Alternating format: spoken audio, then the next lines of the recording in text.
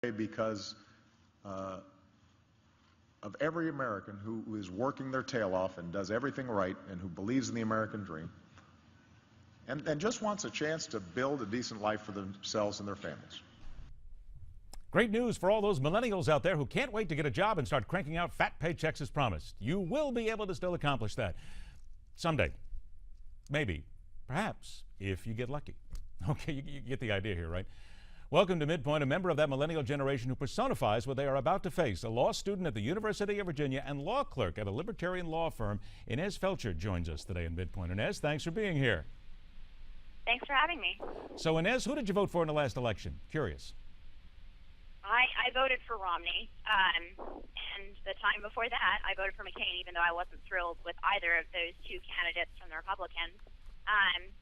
But Obama's policies have really, really hurt everybody, basically everybody in our generation. We're basically expected to foot the bill for the policies that he likes.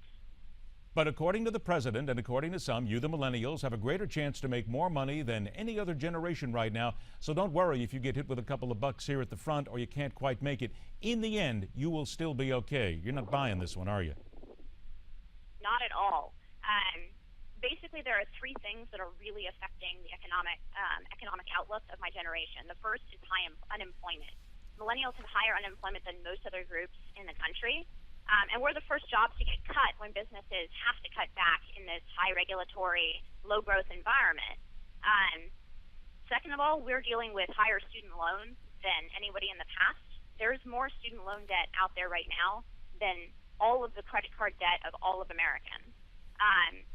So we have that burden, but we're not getting the benefit of high-paying jobs coming out of college.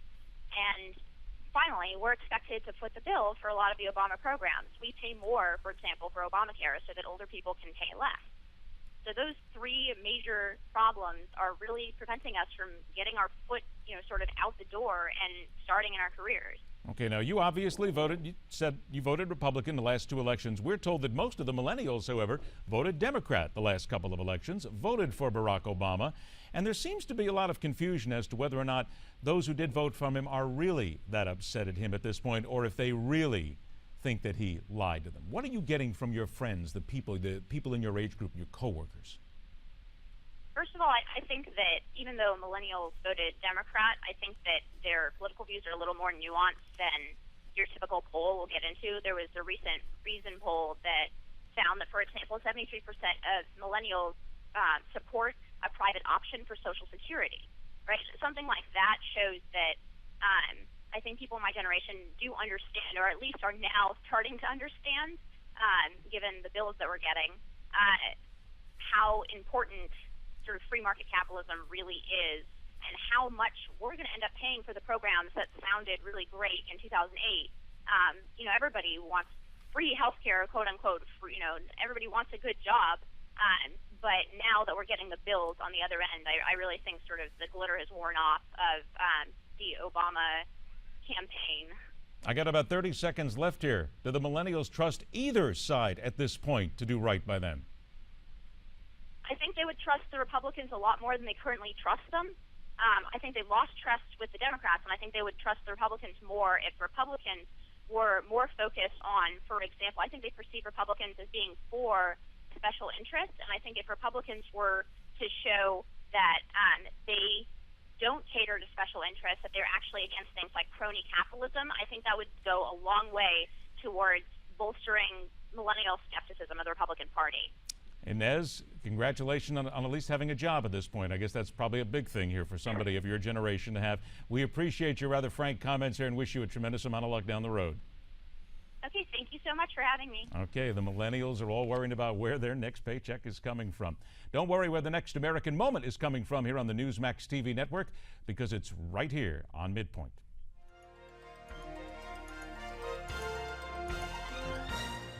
Her name is synonymous with the struggle for equal rights throughout America.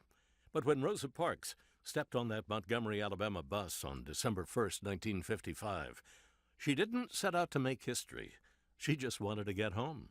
Montgomery's segregated buses had divided seating, white passengers in front, colored passengers in the back. Contrary to popular belief, Rosa was sitting in the back of the bus. But when the bus driver needed more seats for his white passengers, he ordered her and 3 others to vacate their seats. The others complied and moved, but Rosa quietly refused and was quickly arrested. Working alongside Dr. Martin Luther King, Rosa's arrest sparked a highly effective citywide protest with African Americans boycotting city buses. December 5th was the day that people stayed off in large numbers and did not ride the bus. In fact, most of the buses, I think all of them were just about empty.